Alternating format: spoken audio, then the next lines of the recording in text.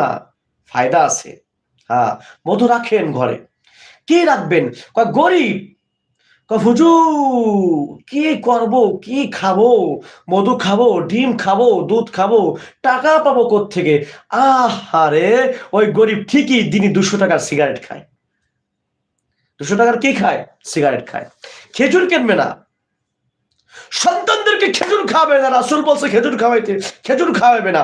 রাসূল বলছে মধু খাওয়াইতে, মধু কেনার টাকা নাই। আরে ভাই, 1 কেজি মধু কিনলে 3 মাস যাবে। আপনি 600 টাকা দিয়ে 800 টাকা দিয়ে 1 কেজি মধু কেনেন, 3 মাস যাবে। অথচ ওই লোকের দিনে সিগারেট খায় 200 টাকার। কয় টাকার? কয় 200 টাকার। মাসে 6000 টাকার সিগারেট কেনার টাকা আছে, জামা কিনতে সে টাকা পায় না।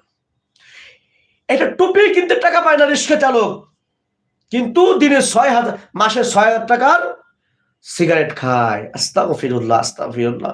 সে গরিব, গরিব। হ্যাঁ, আল্লাহ তাদেরকে গরিবই রাখে পড়ে।